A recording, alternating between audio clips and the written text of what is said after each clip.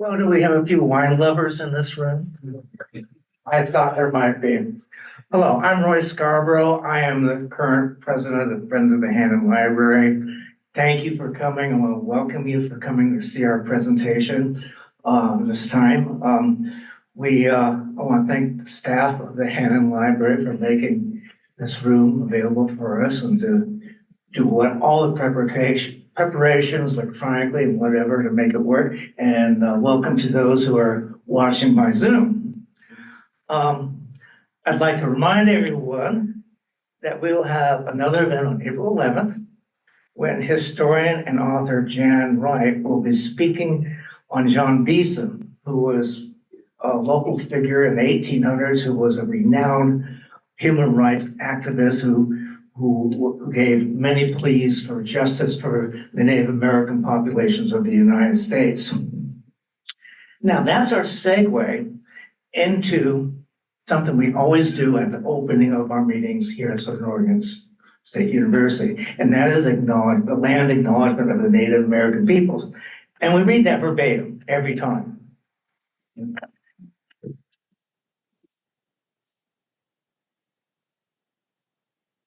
The Friends of the Hannon Library take this moment to acknowledge that Southern Oregon University is located within the ancestral homelands of the Shasta, Takelma, and Lagawas people, who lived here since time immemorial.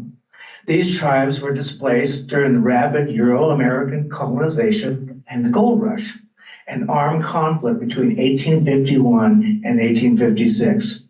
In the 1850s, discovery of gold and settlement brought thousands of Euro-Americans to the land, leading to warfare, epidemics, starvation, and villages being burned. In 1853, the first of several treaties were signed, confederating these tribes and others together, who would then be referred to as the Rogue River Tribe. These treaties ceded most of their homelands to the United States, and in return, they were guaranteed a permanent homeland reserved for them. At the end of the Rogue River Wars in 1856, these tribes and many other tribes of Western Oregon were removed to the Celeste Reservation and the Grand Ronde Reservation up north. Today, the Confederated Tribes of the Grand Ronde Community of Oregon and the Confederated Tribes of the Celeste Indians are living descendants of the Takelma, Shasta, and Lagawas peoples of this area. The Friends of the Hannon Library encourage you to learn about the land you reside on and to join us in advocating to learn about the land you reside on and to join us in advocating for the inherent sovereignty of the indigenous people.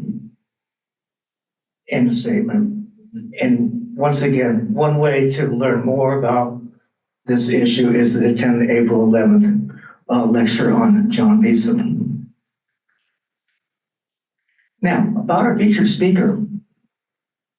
We are honored to have John Pratt, the owner and mind behind the Celestine Vineyards, and is president of the Rogue Valley Wine Growers. He is in a unique position to talk about how the Rogue Valley is posed to surge ahead of other areas in the production of fine wines and grapes, owing in part to the soils and climate, and I presume other factors as well. John grew up on a farm in Lodi, California, and learned growing from an old Italian farmer, Giovanni Franzoni. After growing up and pursuing a career in education for 40 years in California, he returned to farming in Southern Oregon and concentrated on wine grapes. Now, as one who came to this region and watched the wine industry flourish, blossom from virtually nothing with Wisdotski's, Valley View Vineyards, and Applegate, is quite gratifying for me, and presumably for us, to welcome John Pratt to speak to you on the legacy and future of wine growing in Southern Oregon. John?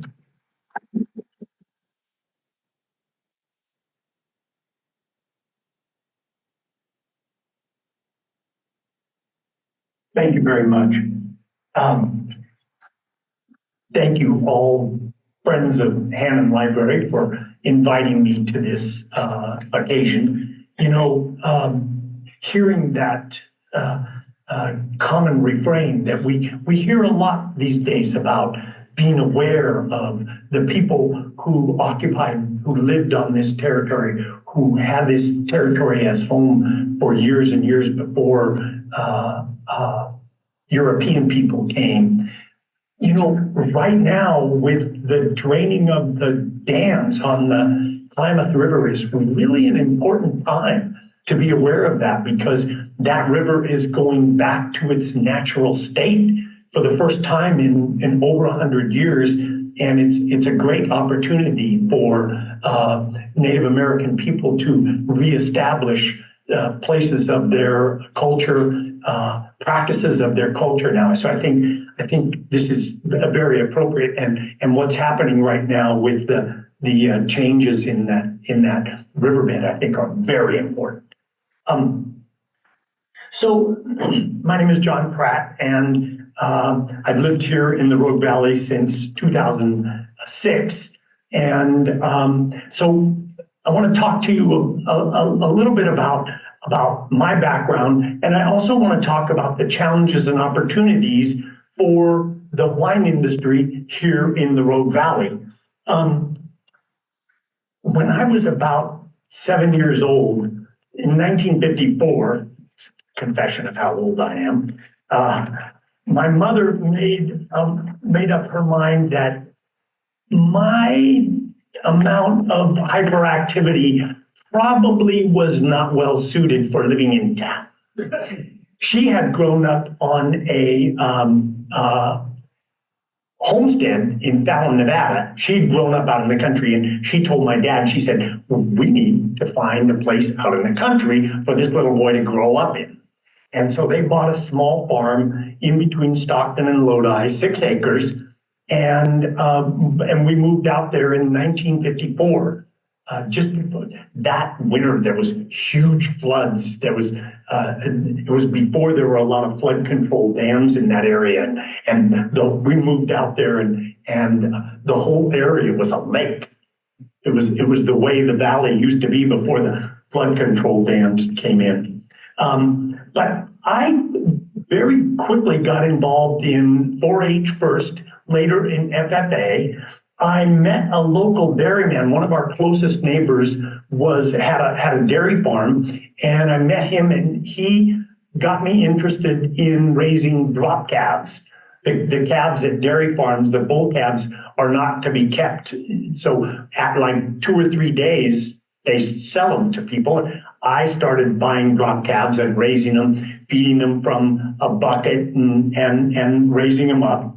I used my first proceeds from raising drop calves to buy a horse. I was enamored with horses. I loved horses. And so I used my first proceeds to buy a horse.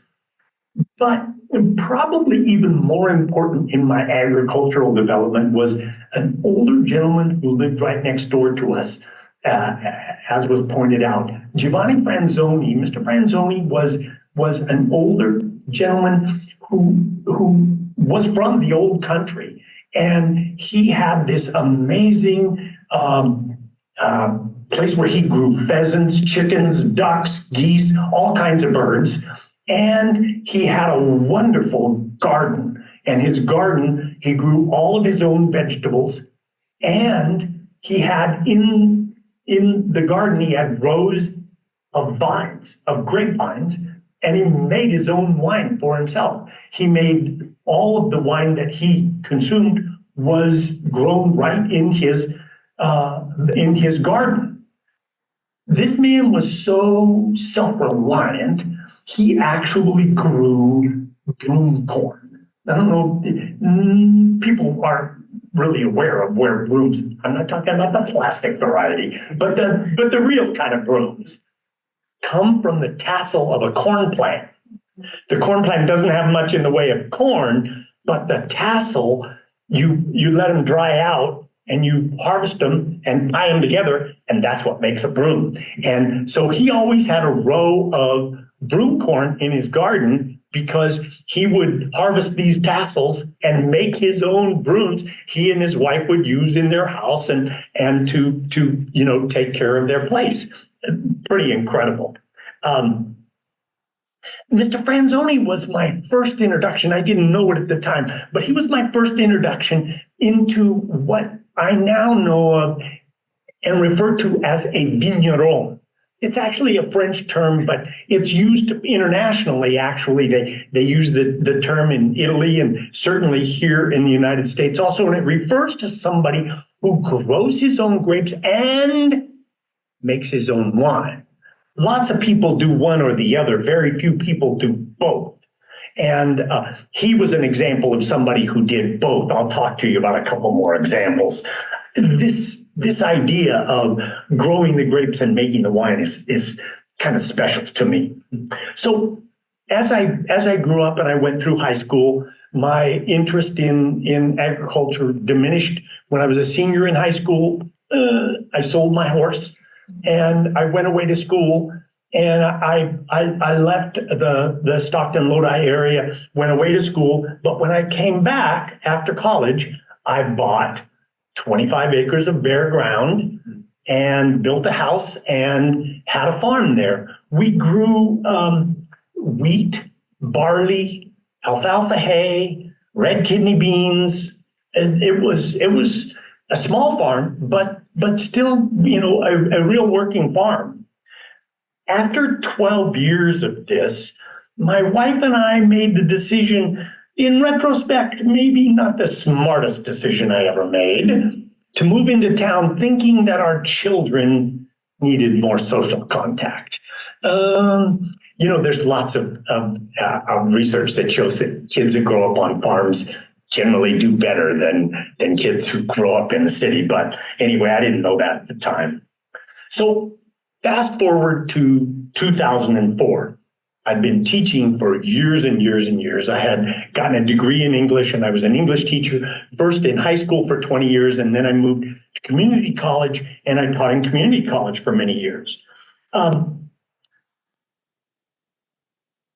retirement was pretty soon on the horizon there in 2004. And so my wife and I were looking for places to retire. And we both made up our mind we wanted to get back to living on the land. We looked at a lot of different places, but we kept coming back here. I had been bringing, for decades, student groups up here to OSF to see plays. So I had fallen in love with this area. The first play I went to see was on a family vacation. I was coming back through and I said, hey, I think there's a Shakespeare festival here. And I stopped, we stayed in a motel and we came to a play. We saw Henry VI, part 1 and part 2. They usually take those 3 and divide them in 2 parts. We saw one of them and maybe not one of Shakespeare's most famous, but we loved the play. We were very enamored with it. And so that's when I got this idea of starting to bring student groups up here. So we eventually purchased 24 acres of ground on Dark Hollow Road. If you draw a line between Ashland and Jacksonville, Dark Hollow's kind of like right on the way. It's right on the edge of the foothills, sort of like the way Ashland is on the edge of the mountains, on the edge of the Siskiyous. Dark Hollow Road is right there on the edge. It's up off the valley floor and about halfway in between here and Jacksonville. We built a home there and we wanted to plant grapes, but the question is what to plant. And so let me back up a little bit. In 2002, my wife, Sherry, and I had fallen in love with the wine region in California known as the California Foothill region. It's in between Stockton and Sacramento and the Sierra Nevadas. It's as you go east, it's away from Napa and Sonoma. You go east there up into the foothills and there's a beautiful wine region there. And one of the best kinds of wine they make there are from Italian varietals. And we fell in love with those Italian varietals up there. We would go on trips to wineries and get like a special bottle of Barbera, take it on a hike, and have a wonderful picnic on a hike with some friends, with some cheese and some wine. And the wine was always a nice bottle of Barbera. So we also were really enjoying the Zinfandel and the Sangiovese from the same area. And so when we got ready to plant grapes here, we thought, let's do that. That's what we really like. That's, why grow something that, so we told people we went early on, we went to a meeting, RVWA, Rogue Valley Wine Growers Association annual meeting dinner, and a very well-established, a very early well-established winery owner told us we were, quote, fools for growing something like that nobody grew here. He said, find out what wineries want to buy and plant that. But we really wanted to plant something that our hearts were really in. So we met this man in Lodi named Norman Knoll, who was born on a vineyard in the Lodi area. And I thought he was really old at the time. He's about the age I am right now. He was at that time. But he took us under his wing. He showed us all of his vineyard, about how, things are operated in the vineyard, how to prune the vineyard, what goes into it. And he showed us how to make wine. He had like 100 acres of vines, and he sold almost all of it, but he always made some of his own wine too. And his methods were very old school, but he showed us and let us get involved with him and actually helped us, gave us equipment to start our first winemaking experiment. We got Zinfandel grapes from him and started making wine. So this was my second role model of a vigneron. And so the piece of property that we bought on Dark Hollow was very fortuitous. We had no idea when we bought it how lucky we were to find that particular place. The soils, everything, just wonderful. Our property is a long, sort of rectangular piece that runs from Dark Hollow on the south, almost over to Pioneer Road on the north, and there's a creek that runs right through the middle of it.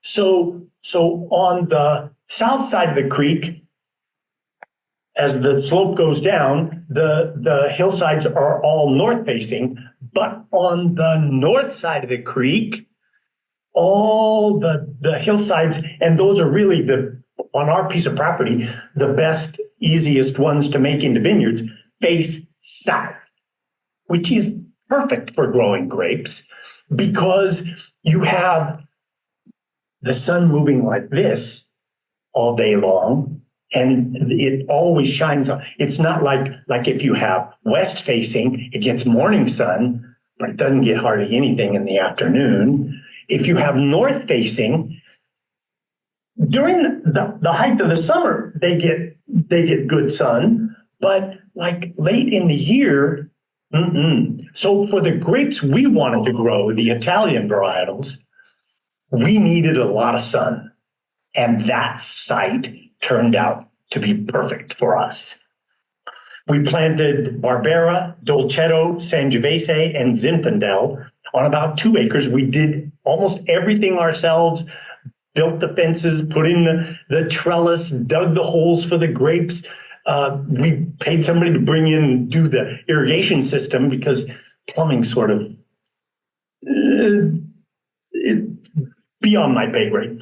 But in 2008, we had our first vintage coming in. Our first harvest was happening. And we realized we had way more grapes than just could be like home winemaking. Home winemaking, you can make like 200 gallons, but we had way more than that. So I got a job at a local winery, and the recompense I asked for was to be able to, I said, I'll work for you for free. I just want to make our grapes into wine under your auspices, under your permit. So that's what we did. And we realized pretty soon after that that the part of the grape business that we really liked was the farming and the winemaking. The part that we didn't like so much was the business aspect of it, the selling aspect of it. I have somebody in the back of the room who's very good at that, but it was not our favorite part of the business. So what we decided to do is to just stick to farming. We make a little wine every year in our garage to share. If you've been at an Ollie event, you may have had some of our wine, but mostly you probably have tasted our wines. Like Danson Winery makes a lot of wine from our grapes.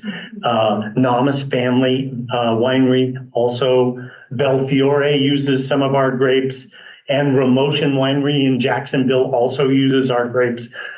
So we sell to a lot of local wineries.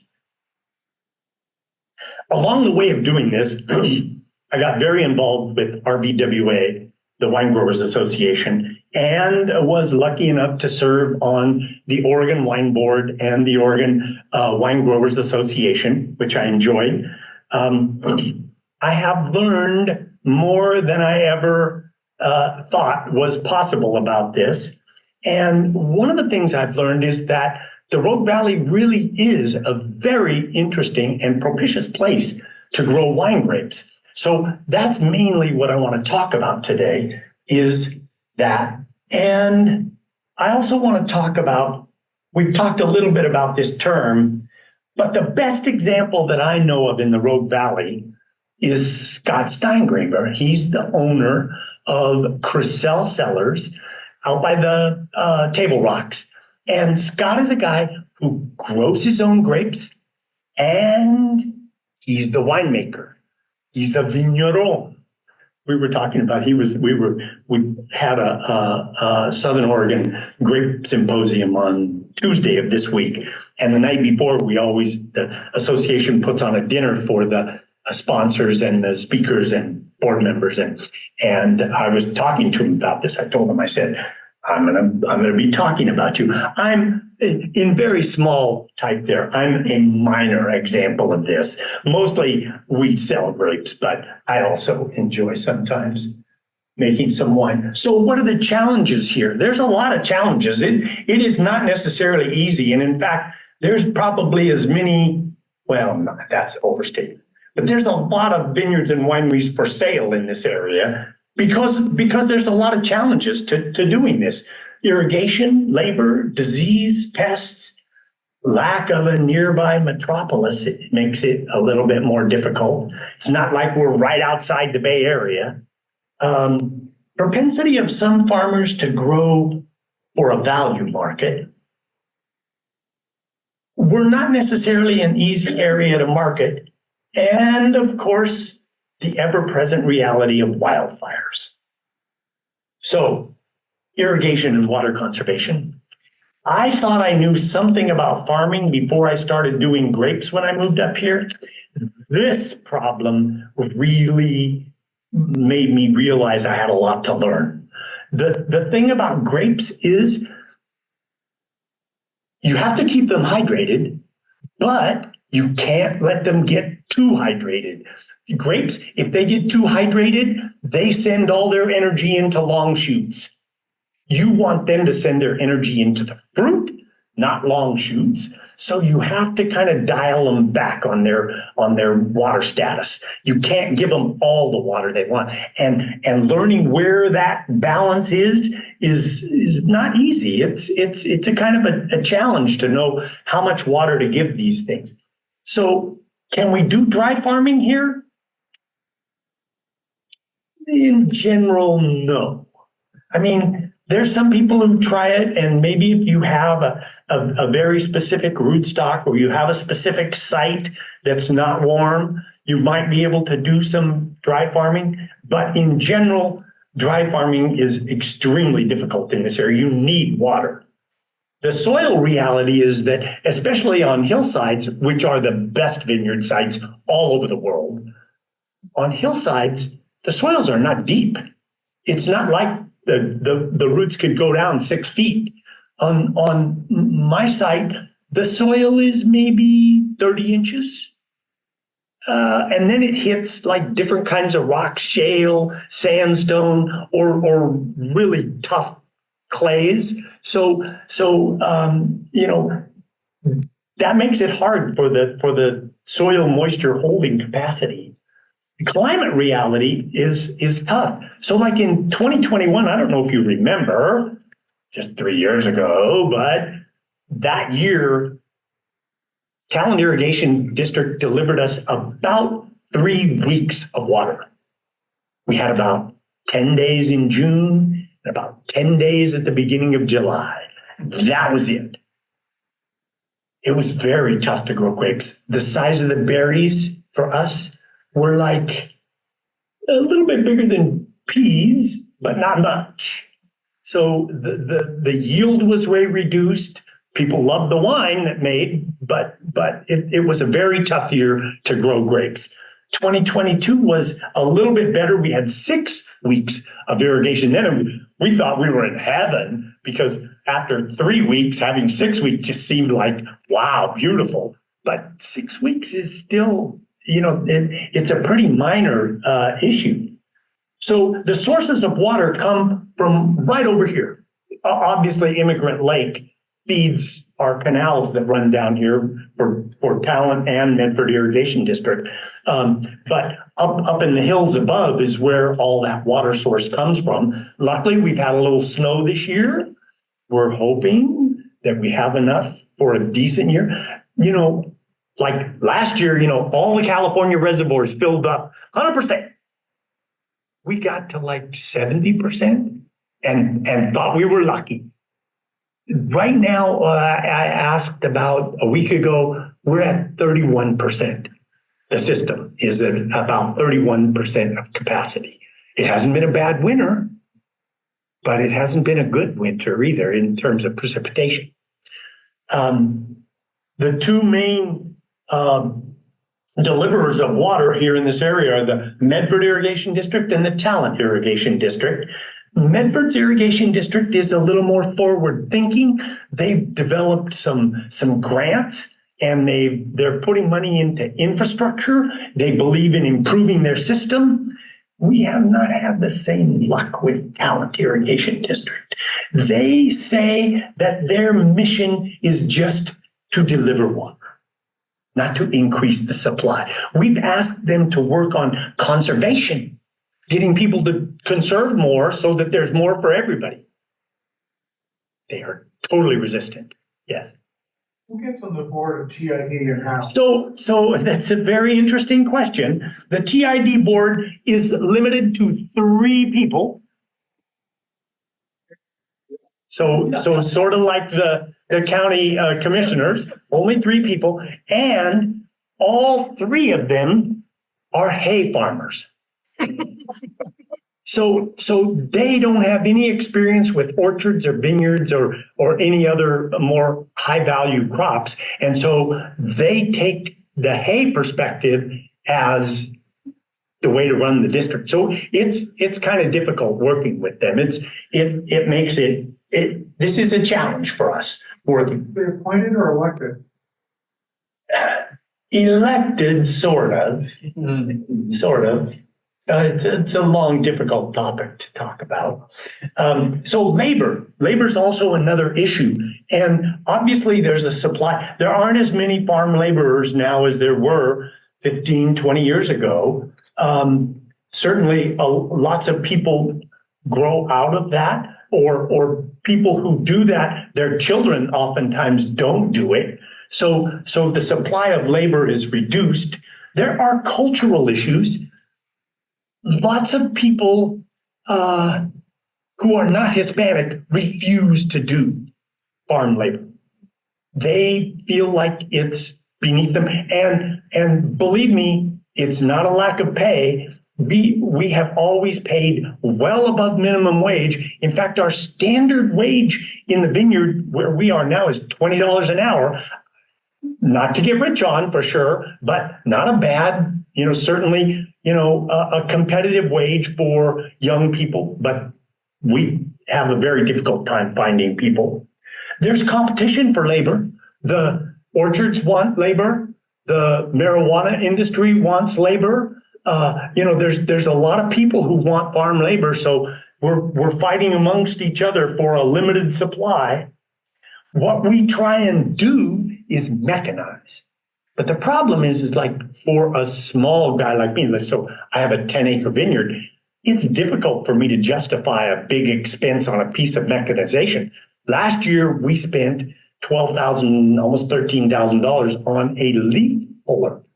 One of the main things you have to do in a vineyard every year is you have to go through and you have to pull the leaves in the fruit zone to open up the fruit to the sun and the air movement so that it gets the sun and that it doesn't mildew or get moldy. And that's another thing you have to pay people to do, to walk through and pull these off by hand, or you can buy a machine to put on your tractor to drive through. So we do this when we can, but not everything can be mechanized. There's also the political issue of what are the future prospects.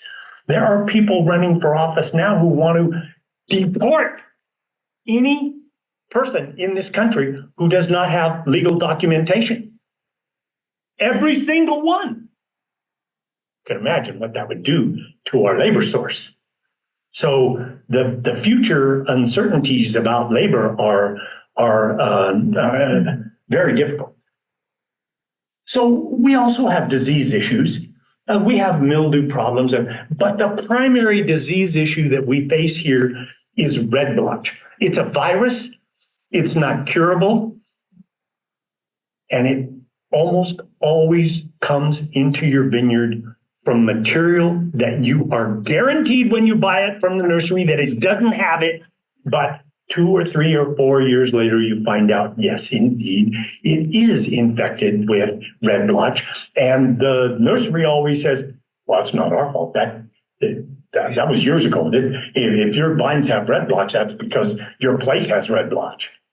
So this is a real issue. One of the big problems, plant viruses, especially grapevine viruses, are always spread through insect vectors. An insect chews on this plant, crawls or moves to another plant, chews on that plant, and spreads the virus through its saliva in its mouth from one plant to another. That's how the virus gets spread. And other viruses, we've determined what the vectors are. We can kind of control them, not with red blotch. They've been working on this since 2008. The entomologists have spent unbelievable amounts of time and energy trying to determine that vector. They have not been able to do so. What are the pests? So we've had this. There's a couple of different kinds of mealybug that are pests of grapevines. Grape mealybug is a pest, very, very small, but it eats at the tissue and it leaves a sort of a mildew, kind of a residue where it lives. But it only has one generation a year. So it grows and then it propagates, but it doesn't have more than one generation a year. So populations can't balloon. The vine mealybug, on the other hand, which we've never had until a couple of years ago, can have 5, 6 generations. So every generation exponentially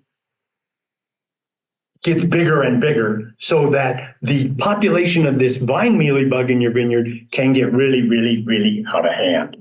Now, we've done some incredible work in the last year to limit this. And in fact, in 2022, we trapped, I think there was like 50,000 individuals of this vine mealybug. And last year, because of really strong efforts to limit it, had 0 in Jackson County. There were some movements in other places, but Jackson County did a really good job. Birds are obviously a pest. They come in, especially late in the year, and they love to eat grapes. So you have to do something about them. I have a little machine that broadcasts the sound of bird predators and birds in distress. And I put it in various parts of the vineyard, and it scares the birds away. Some people put up nets. Nets are really a lot of work. Bears are another problem. The thing about bears is, of course, those of us who have vineyards, we have fences around. You may not need a fence in the Napa Valley, but up here you need a fence because we've got deer and bear. The fences do a good job of keeping deer out, but they don't do such a good job on bears. Just sort of like clamber, they smell that fruit and they're going to go get it. Whether they go under or through or over the top. I discovered a method, though, in 2022. We had a lot of bears there. The natural food that the bears eat is the wild plums and the blackberries.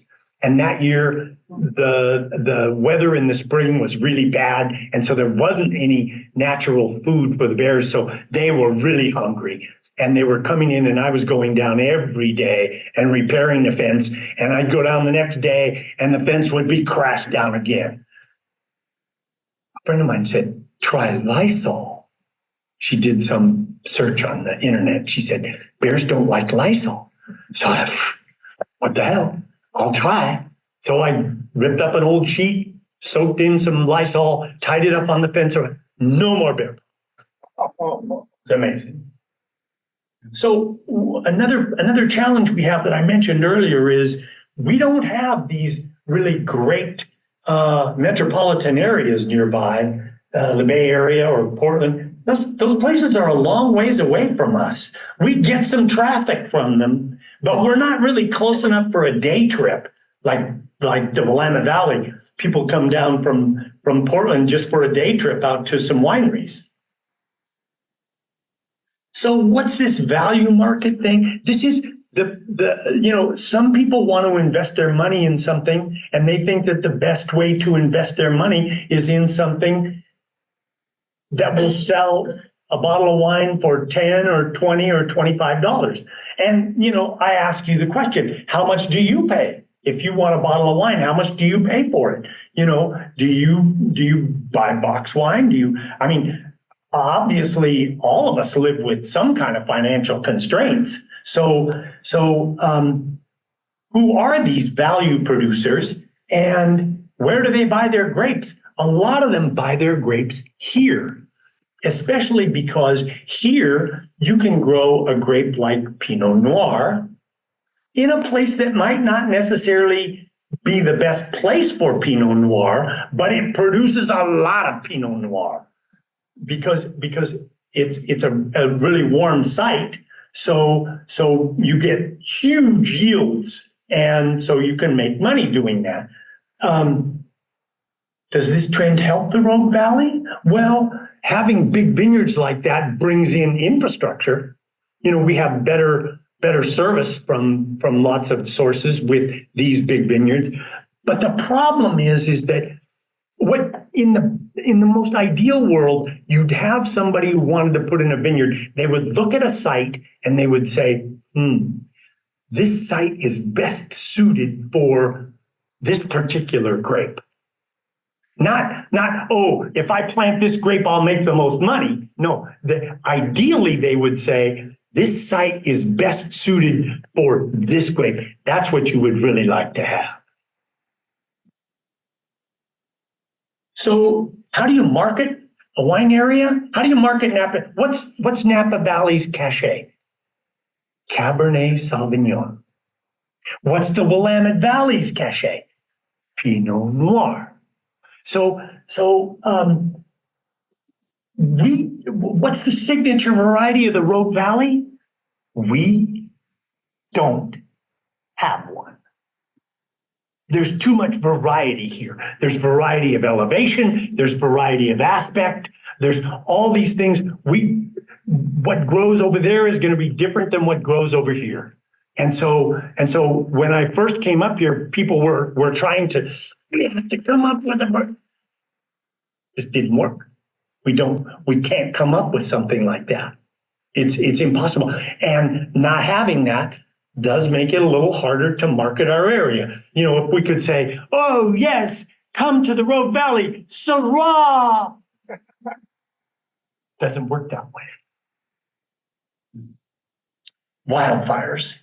Well, you're all aware. We've lost neighbors. We've lost friends who have left this area because of the wildfire smoke. The persistence of that especially in the late summer, it discourages.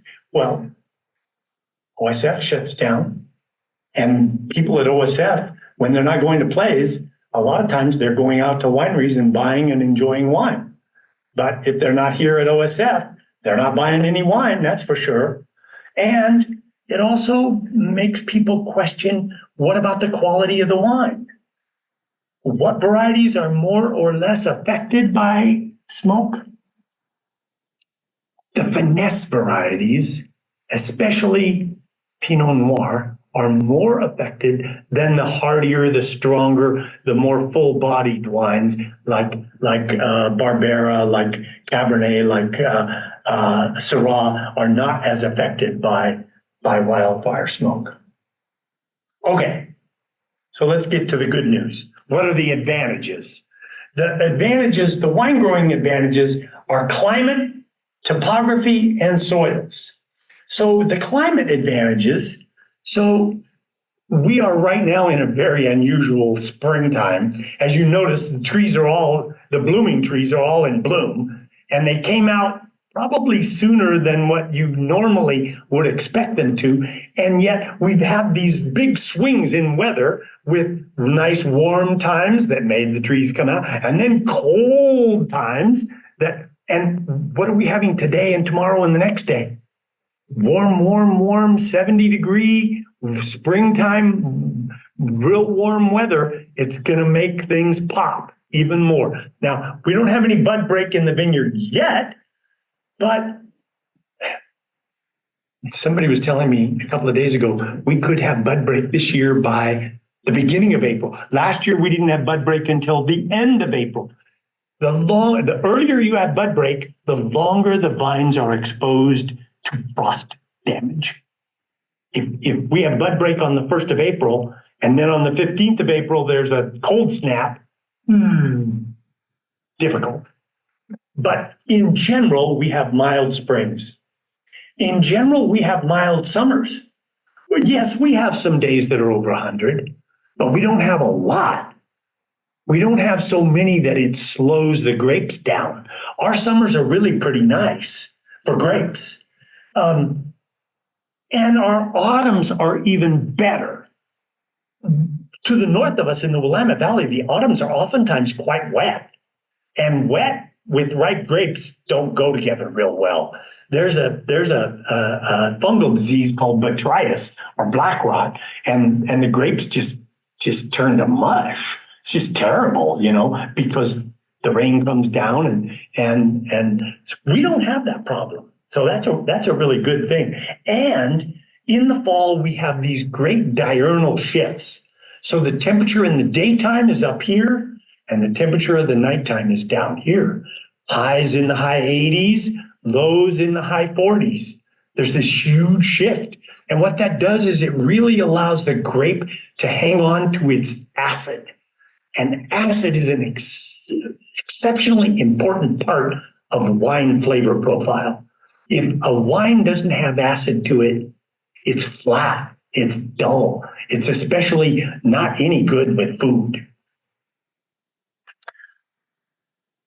The Rogue Valley is oftentimes the farthest north that some of these grape varieties can grow. And one of the things that I was watching the other day, the talk that Greg Jones gave here at this group last year, and he mentioned that that's one of the things you really want is to go to the area, the farthest north where a grape can be grown. That's an advantage.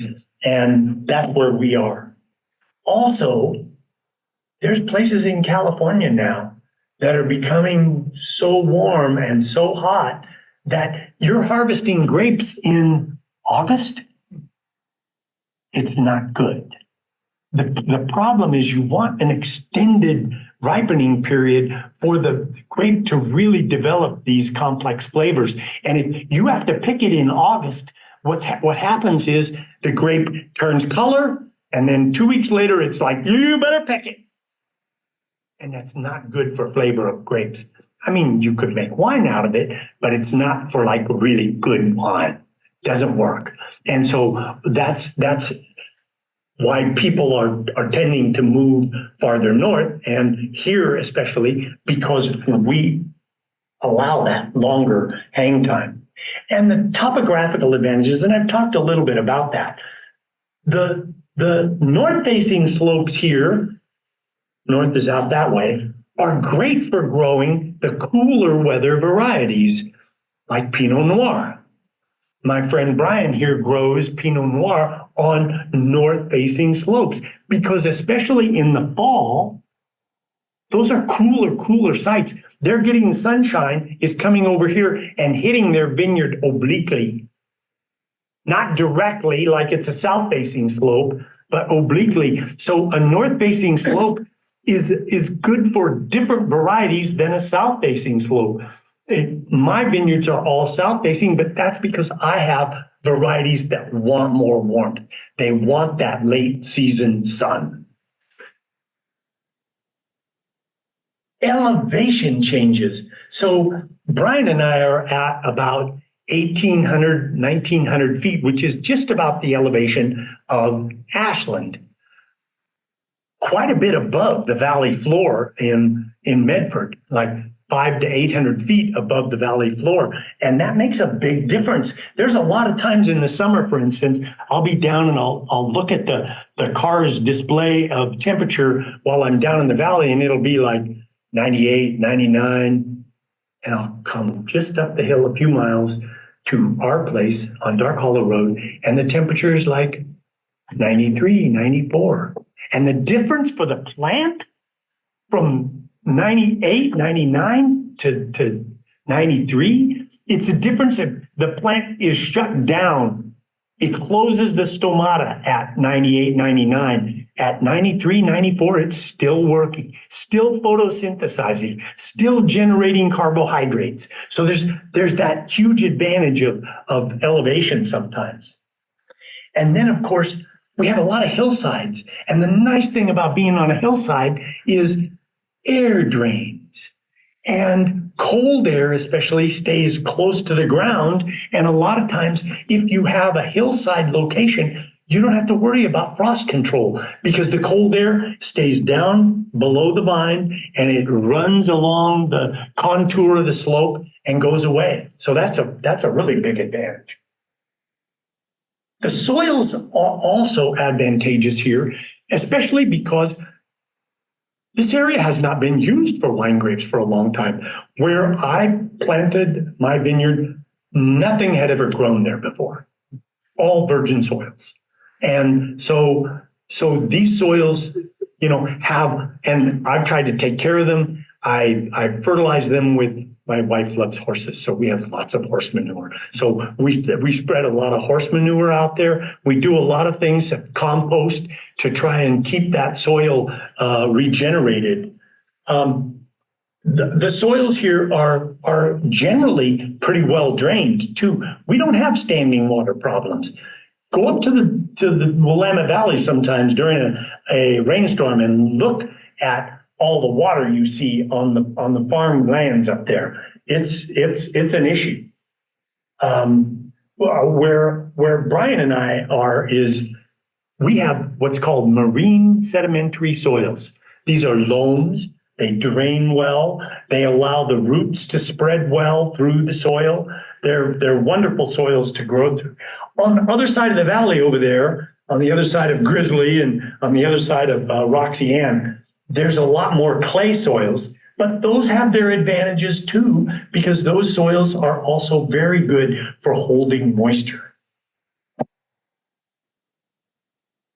Marketing advantages. We have great tourist attractions here. OSF is fabulous for us. Brings in thousands of people every year, and lots of them get a chance to come and sample our wines. Brent is another one, attracts people from all over. Certainly being on the I-5 corridor is helpful. Lots of people travel up and down I-5, and we're right here. And then, of course, we have all the wonderful outdoor activities that this area has. So a lot of people come here for that and then do wine at the same time. We also have, I think, a wonderful culture here. There's a culture of cooperation and collaboration that exists here that, let me tell you, I have been enough in the California wine culture to know it doesn't exist there. The kind of camaraderie, the kind of working together that we have here is special. We also have a very supportive local clientele. The people who live in this area support our vineyard. People who come and visit relatives, what do they do on a day trip? They go and taste wine somewhere. It's a big deal around here. We also have, and are developing more all the time, the complementary value-added products that go with wine, like olive oil. My friend Brian just installed his own olive press. He's got an olive orchard, and he made olive oil this year. And this is pretty new but this is the kind of thing where wine and olives go together. That you look at all over the world, Spain and France and Italy and other places, you see olive groves and vineyards right next to each other. Those go together. And certainly the bread and the cheese, like the Rogue Creamery, we have a world famous creamery right here. Education richness. We have at SOREC, we have OSU professors lots of them, who are on duty there, and they're available to provide education, to do research, to help the industry a lot. And not to mention SOU, there's a wonderful wine industry library collection right here in this library that SOU provides. It's fabulous. I've donated to it and used it. And the Umpqua Community College has a program to develop. It's struggling right now, but we're hoping that it's going to be successful. We also have effective local organizations. RVWA provides education, research, and advocacy. RVV is a different organization, doesn't do those things, focuses on marketing. Very important thing, very different from what we do, but very important. We have lots of good industries. We have farm machinery. We have farm supplies. We have lots.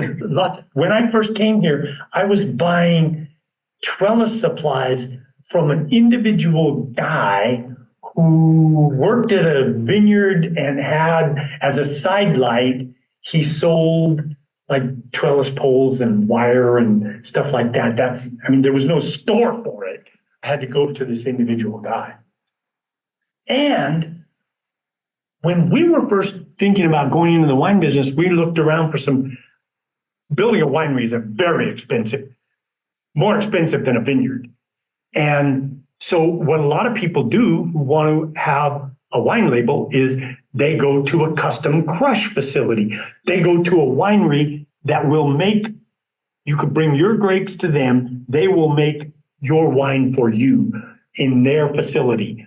And it didn't used to be available here, or if it was, it wasn't very high quality. But we now have multiple really great opportunities for small vineyard owners to go and have their grapes made into excellent wine. That's a huge advantage.